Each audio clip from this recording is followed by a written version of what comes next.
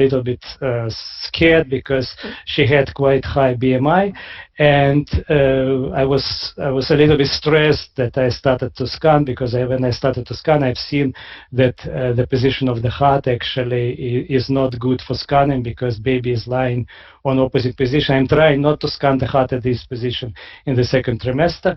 Of course, I'm scanning them, but I'm trying to get better angle. So actually, it was scary for me, but when I made all presets for the machine, and actually it was possible to get all necessary views for screening examination of the heart, and you can play with PRF, change PRF, and to get good imaging.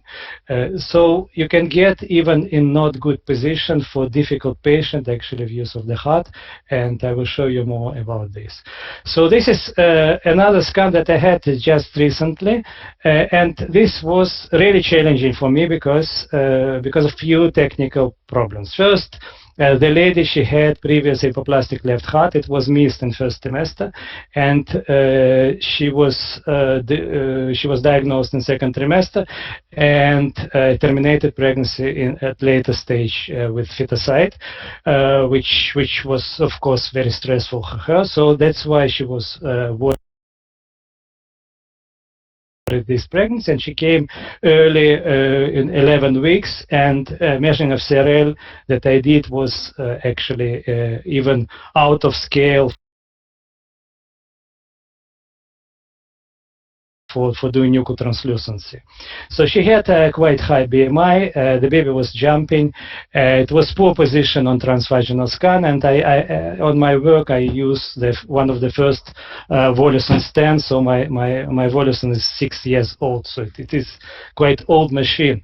So and I will show you how actually I'm struggled to get this. So transabdominal, you can see this is the quality of image.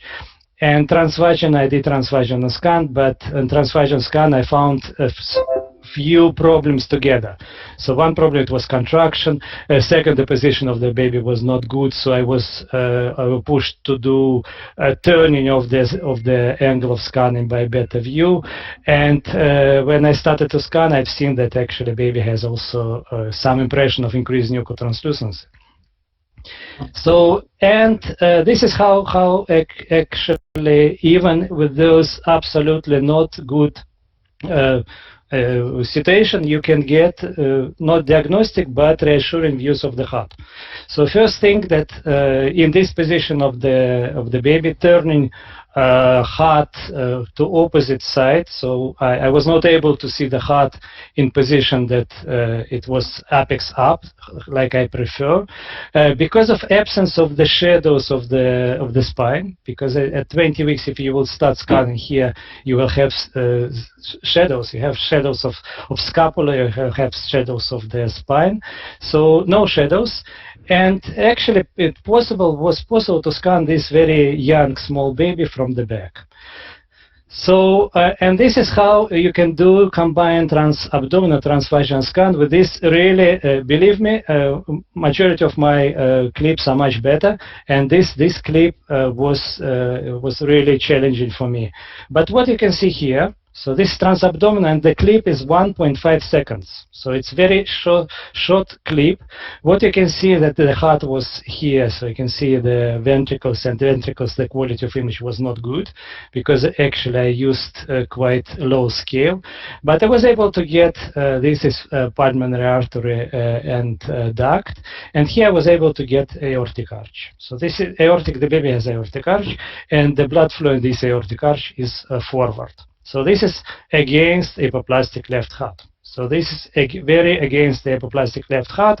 So, and let's see how I was able to get the views from transvaginal. Again, this is very poor quality views, and this scan in the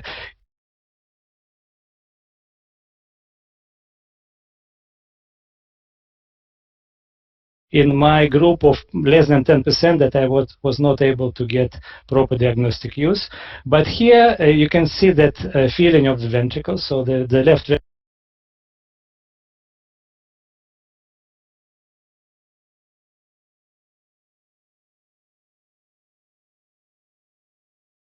if you know topography of the heart, so this is a left outflow tract, so this is aorta. And after, you can see here the pulmonary artery and duct. You can't see flow in the aorta because I'm using quite high scale, and it is practically parallel to the surface. So there is, from point of velocity, there is no so much velocity. So I just trying to show you that even with not good quality of image, for very young, small baby that we have, it is possible to get images that will reassure the mother. Why I am telling this that they will reassure? This is very good paper from FMF, from a group of Professor Nikolaidis, and I will talk about this paper a little bit later. So, and they're talking about 92% detection of aplastic left heart in first semester. So it means that in 92% of the cases, hypoplastic left heart already present in first semester, and just 8% of hypoplastic left hearts probably develop later from critical aortic stenosis. So I can tell that at least 90% of hypoplastic left hearts we already excluded. This is other patient. I just again would like to show how it's easy to see the hypoplastic left heart at 13 weeks. So 13 weeks, diagnostical views, because you can see one ventricle filling. You can see a retrograde flow in the aortic arch, exactly like Julien was showing before. And you can see in the sagittal view a retrograde flow in the aortic arch. So of course you can do 3D sticks, no time to talk about this. And again, we're talking about this baby that the scan practically excluded a big proportion of hypoplastic left hearts for this baby.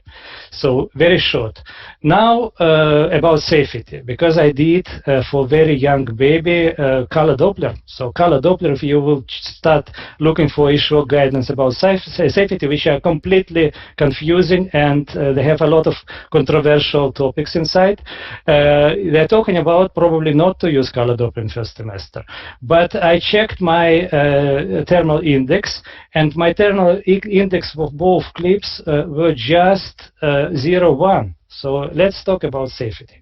So we have very nice guidelines of British Medical Ultrasound Society.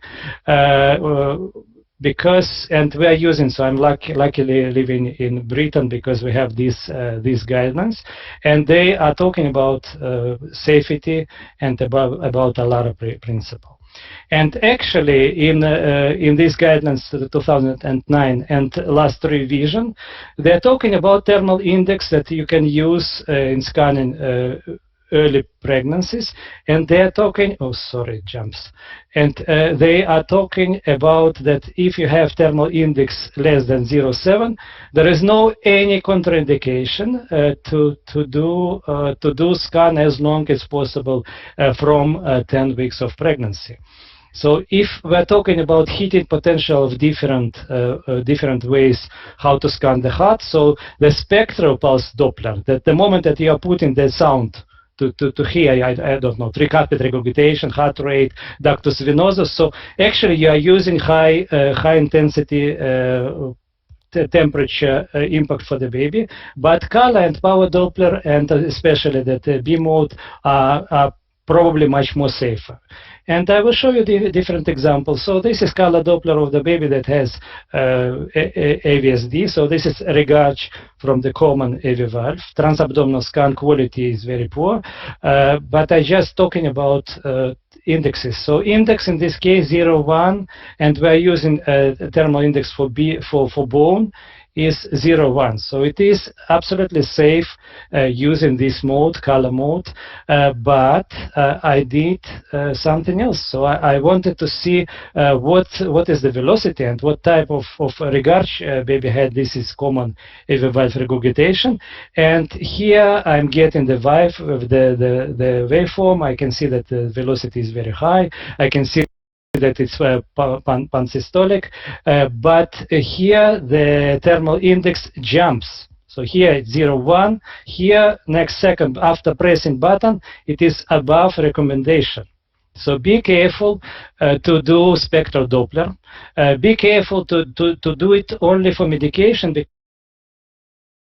because I know that many people around the world, even for very young babies like 6 weeks, no, okay, 6 weeks we can't get it, 8 weeks, 9 weeks, they are using to give parents to hear heartbeat.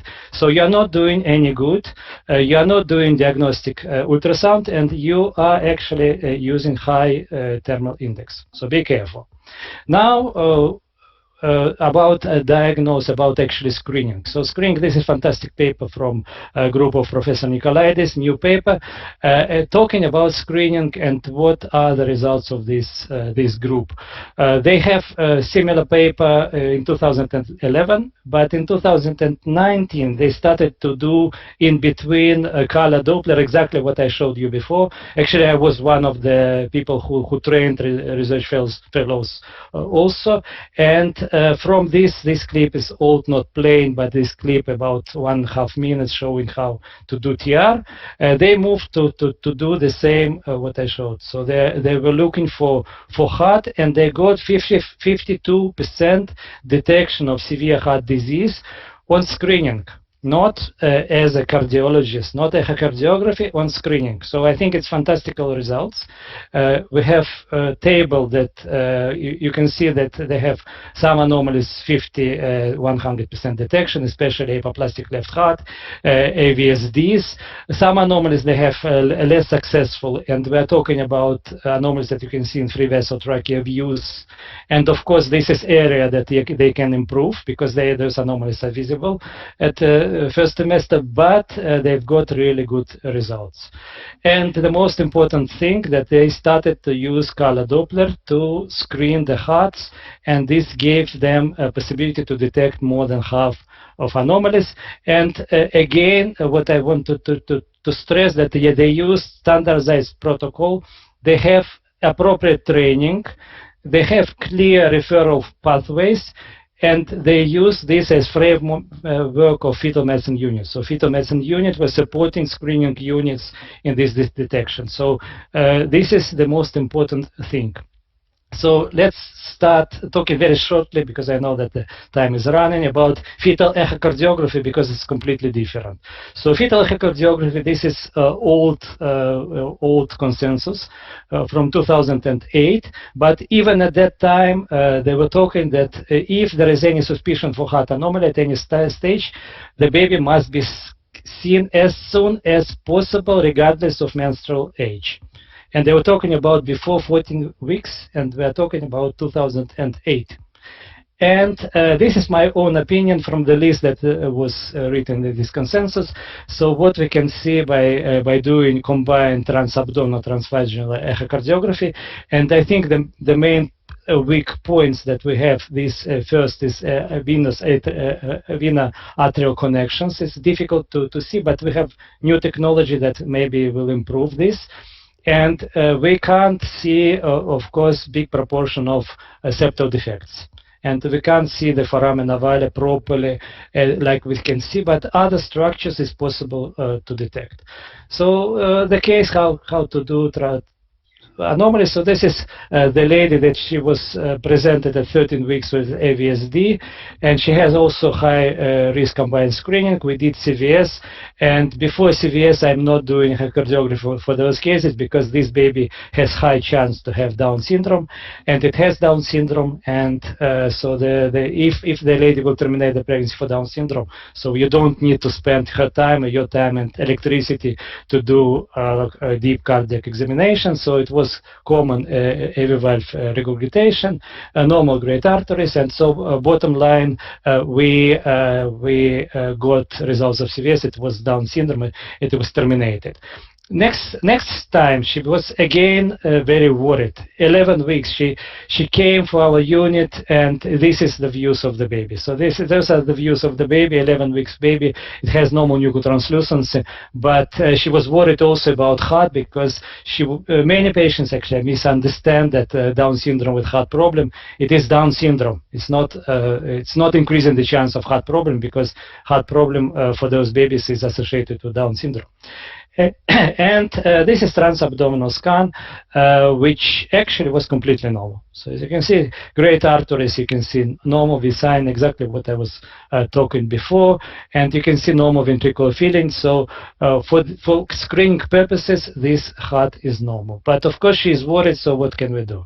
We can do transvaginal scan. This I'm using high frequency probes, 12 megahertz there, but you can use also 9 megahertz probe without any problem. And this is very short clip that showing in 8 seconds situs for chamber view and left ventricular outflow tract. I have so many clips. I will go further because I want to show more clips instead of showing frame by frame. Putting colors, you can see normal filling of the ventricles. You can see pulmonary artery duct, you can see aorta. Here, this is V sign, so you can see that you can get all those imaging. I'm talking about baby that just above 45 millimeters. So I'm not talking about a baby that it is 60 or 70 or 80 millimeters. It's very young baby. So in very short video, 7 seconds, you can get ventricular filling, right ventricular outflow tract, ductal arch, and aortic arch, and also to see actually the left outflow tract here. Just a second, hope that it will not crash. So here under this is pulmonary artery, but under without colors you can see the left outflow tract, and actually you can see crossing of the arteries.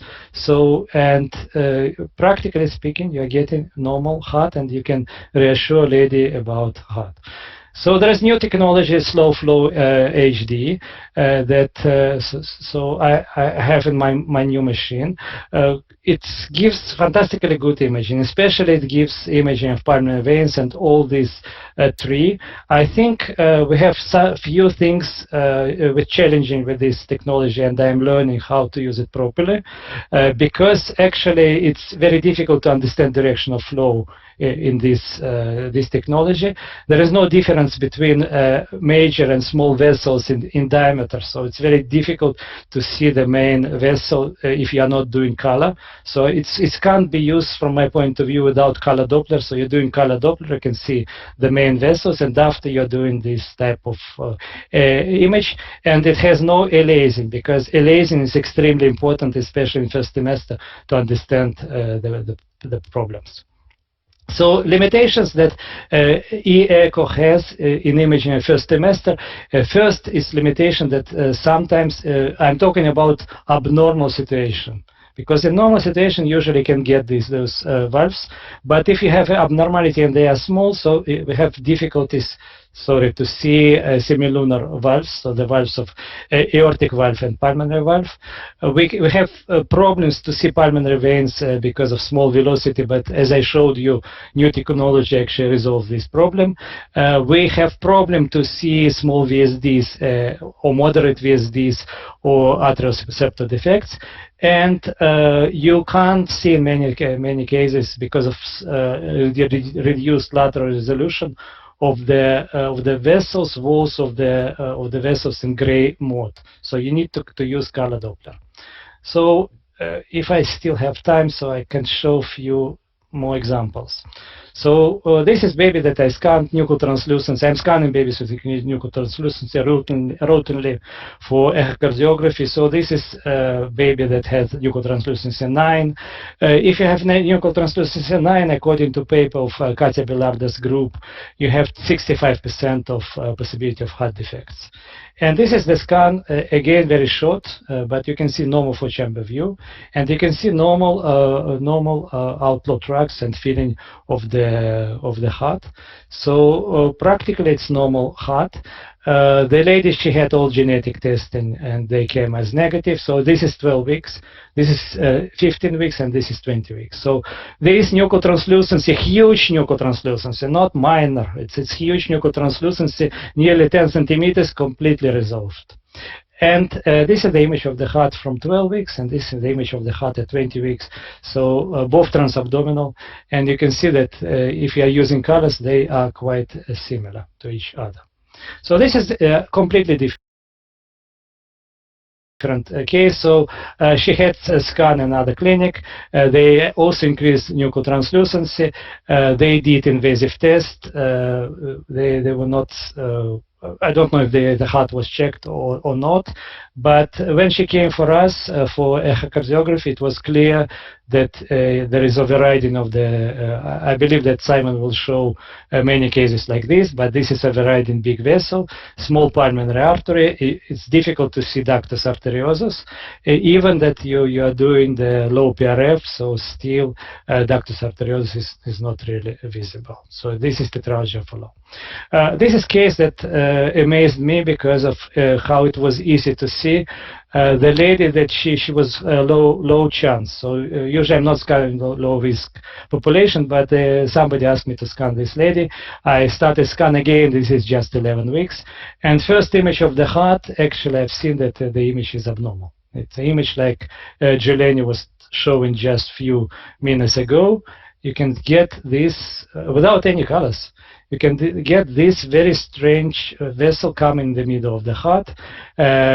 So this is absolutely abnormal view of the vessels. And here, this is the next clip.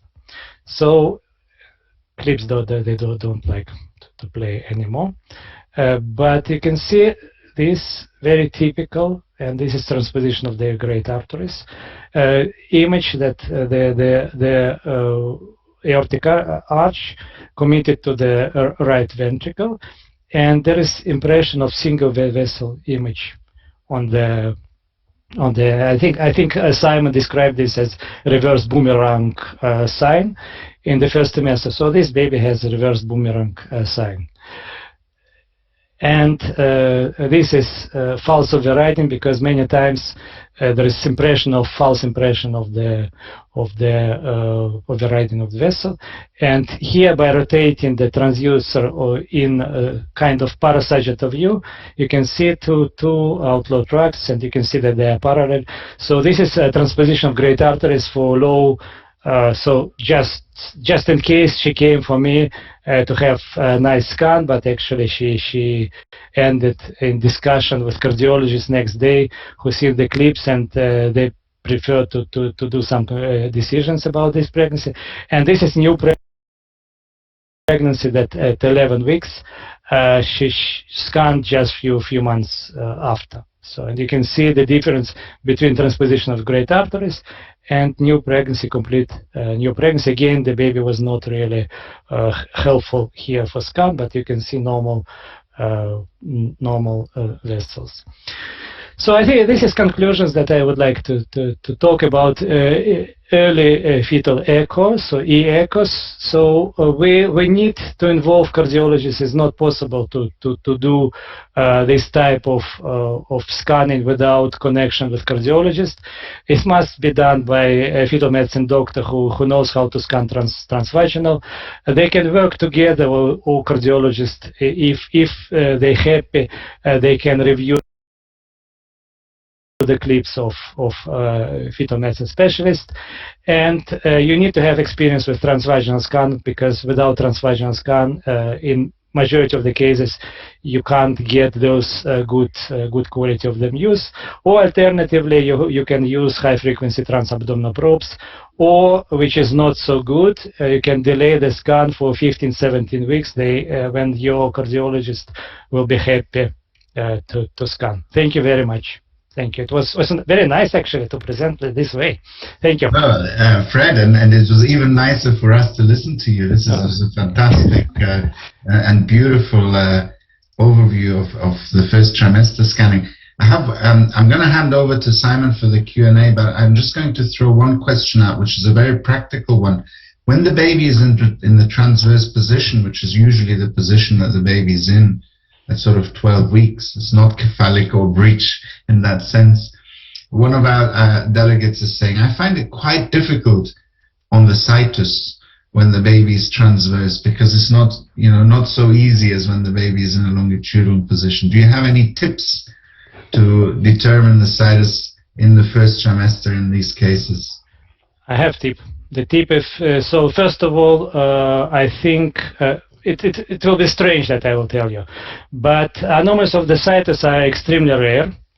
They are cardiologists like them because they are really difficult and interesting. But situs anomalies are rare, and situs anomalies that okay, if you are looking for stomach against the position of the heart, so you can detect a big proportion without trying to understand left or right, because if you have dissociation between position of the stomach and heart, so it can be heart anomaly, it can be diaphragmatic hernia, it can be different things. This is first.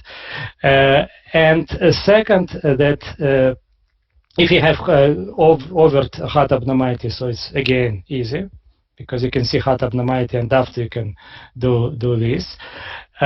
What I'm doing personally, I think that I'm just scanning transabdominal. I'm never trying to get idea transvaginally to get situs. There is Professor Bronstein, who actually the father of first trimester scanning. He has ideas how to do this with thumb. For me, it's very complicated how to use thumbs in this case. So I'm transabdominal trying to see left, right, like at 20 weeks, and that's it. But if you are not looking for this, possibility that you will miss anomaly is not, I'm talking about screening, is not high. You need to see that they are both in the same position. And thanks very much, Fred. You made the point, in a sense, that anybody who's involved in first trimester imaging of the heart, that you need to have an infrastructure of people around you as to taking it to the next step, importantly, pediatric cardiologists. In terms of your screening, you divided into the screening scan and the fetal echo scan. Are your screening scans done as a 2-plane images with 4-chamber and a 3-vessel tracheal view transabdominally, and no more than that? Yeah, I think it's enough. Yeah. Okay, you need to see the position of the stomach, heart without colors, to see cracks. Because I found that AVSDs are actually the best visible for when you're using low frequency transducers, and you can get this opening of the valves. So high frequency transducers not helpful for AVSDs, but yes, I think that's it. The only case that's, I guess, made for doing routine endovaginal scanning and screening, and it comes up every time we run a cardiac series on Scan Academy, is routine endovaginal, but I guess in a sense we are forced in that direction in routine screening because of the increasing large body mass index. I don't know if you're faced with that same problem in inner London, but certainly we are in Australia at about 30 to 40%. So if you find your sonographers are training up in endovaginal scanning, they gradually draw a preference to looking at the heart endovaginally than abdominally, because they are like chalk and cheese, the images. And in a sense, it's how endovaginal scanning has evolved with us, because that's the way sonographers want to scan, because they say, oh, don't worry about it. I'm not going to spend all day trying to get a transabdominal image, because I'll just wait for an endovaginal and I'll get it quickly. And there's always the opportunity to revert. So I don't know if you want to comment to that. Yes, I would like. I just think that transvaginal scan is taking additional 15 minutes of time. So you need to have additional slot for this, because I would like to do transvaginal scan for everybody, but I have no time for this. So and I think the interesting point here that Fred is making is drawing the distinction between the screening environment. So in the UK, for example, where you have a publicly funded health system where there is a screening program in the first trimester and in the second trimester, of course, as well. And in general terms, most hospitals are allocated somewhere between 25 and 30 minutes in order to undertake a scan. And that's it. That's what it is. If you're a hospital and you have 4,000 births in a year, the number of sonographers, the number of machines, etc., is calculated in some sense based on the activity that you have. And for sure, that will be different in a system such as in Australia, which is an insurance-based system, or in India, where you have a self-pay system. And I can see that Greg has joined us as well. Gregory, thank you so much for joining us today. It's very early in the morning in California. Greg, what do you do in the USA in regards to vaginal ultrasound scanning? Well, I think the key thing, what I do in my office, for example, when a patient comes into the room, we have her undress and we drape her appropriately. So when I first start off with a transabdominal scan, and when I finish that, I simply have her slide down on the table and I insert the probe. It doesn't take me 15 minutes, it takes me seconds to do, and I complete the examination, I'm finished. So that the problem is if you do a transabdominal and you say, oh gee, I need to do a transvaginal, you step out of the room, the patient gets undressed, she gets draped, blah, blah, blah. Then you come back, that takes 5 to 7 to 8 minutes. So every patient that we have, and rarely do I have one who objects to that. We have them come into the room, they're set up, their clothes are off, and they're draped appropriately. And then I do the vaginal exam after the abdominal. And it takes really seconds. So and you do that for every case, Greg? I do, yeah. Great. And Prashant, I'll take a comment from you as well, because I know that you also do a lot of TV scanning. Yes, we by default do a vaginal scan because it gives an immense quality of images for heart as well as the brain. And it doesn't take more than 1 minute to do a fetal echo, especially in the first trimester, when you are using your color and a grayscale side by side and using a volume exactly for 7.5 seconds. 15 degrees, 7.5 seconds in 1 minute, you can have complete examination. And because see, there is a difference in the guidelines and what we can do the best. Guideline is meant for what minimum you should be doing. And what best you can do, you should offer if at all you are doing whatever best you can do. This is what a difference between a guidelines which is proposed by the society in general, for any society. It includes ISWOG, AIUM or anyone. They will give you what minimum you are supposed to do. And if at all, whatever best I can give to my patient, that's what we are offering. And I think Fred drew very nicely that distinction between routine screening and targeted screening, or in fact higher level ultrasound through referral pathways. Absolutely. Julene has a hand up. Thank you very much, Fred. As usual, very nice talk and clips. I'm just going to take an issue with your last remark when you say that if you need a cardiologist and then they maybe come and see them at 16, 17 weeks. I first published in first trimester scans when no one was doing that clinically, a long time ago. Yep. In the fetal medicine where I don't do 12 weeks by choice. I prefer to do 13. And if there is increased nuchal, the FMU team usually does the CVS, and then the patient quite often wants to wait for the results before I see them. But if they want it straight away, or if there's a suspected, I'm quite happy to see them all, preferably from 13 weeks. And I don't have a transvaginal probe, and I can't remember the last time I asked one of our sonographers to do a transvaginal scan.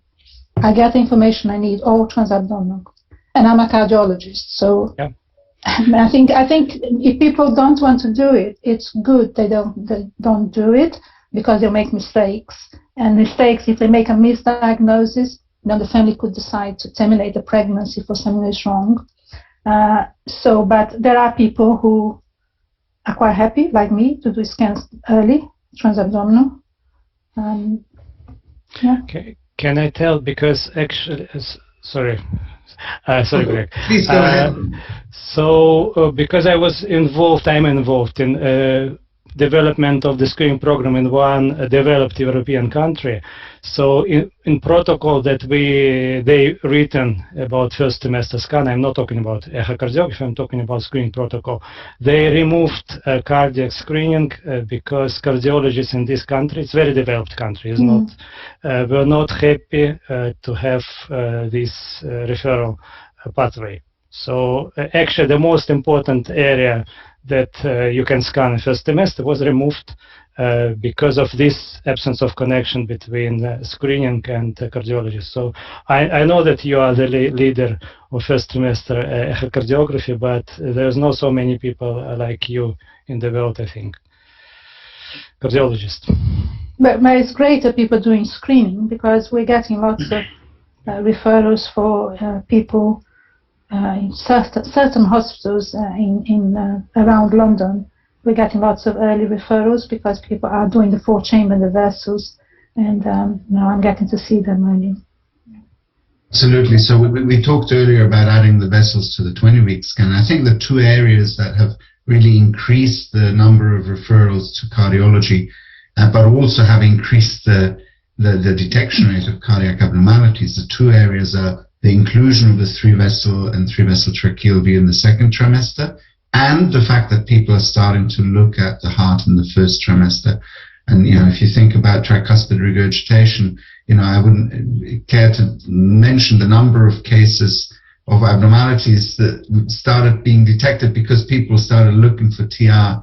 And actually, as part of the process of looking for TR, suddenly you realize, there isn't, there's a 4-chamber abnormality that they otherwise may not have seen. So quite often in the first trimester, people were just looking to see that the fetal heart rate was there, but not really looking at the 4-chamber view.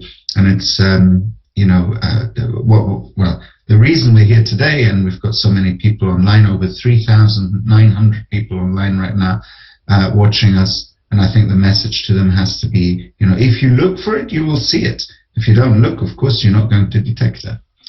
And Simon, back to you. I think Greg wanted to add a comment there. I just wanted to say that our cardiologist, Dr. Spolansky and Dr. Setu, when I talk to them about endovaginal scanning of the heart, they simply throw their hands up and say, that's not my job description.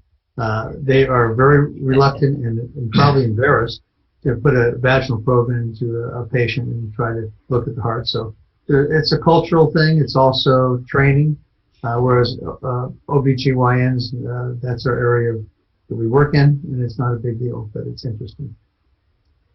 Julie, will give you a return of serve. Oh yeah, I was muted. Yeah, I think it is a question. If you don't do it, it's not fair on the woman that you just start inserting vaginal probe for the sake of getting better image. So I think if you don't need to do it, or if you have a supporting team that can do it if you need it, if you're doing it the whole time, like you said, everything set up. Most of the time, I don't need to do it. So if I do need, on the odd occasion, I can't remember last time, then I get one of our sonographers to do it and introduce the probe, and I can manipulate. I don't feel comfortable.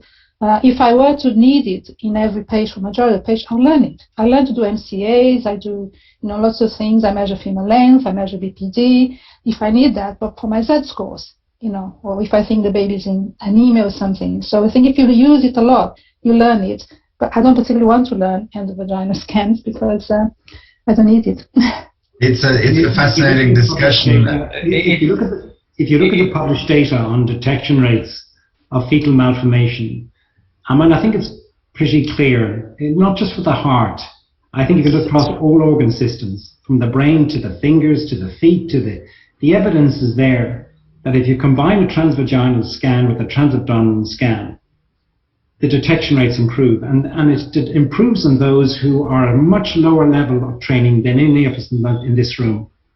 And I think the sonographic appearances of fetal malformation from the neck down are no different at 12 to 13 weeks than what they are at 20 weeks. So if you recognize a malformation at 20 weeks, you are applying it with an endovaginal transducing transabdominal, and the data in the published literature support that the detection rates are better in the group that are not in this room, that the group that are out there in wide population screening. So to me, in a sense, I'm on this side of the equation. Why aren't we all doing an endovaginal scan? Because, if I go wind back the clock 20 years ago, when radiologists were doing gynecology imaging transabdominally and were reluctant to move the endovaginal probe, there's the exact same analogy.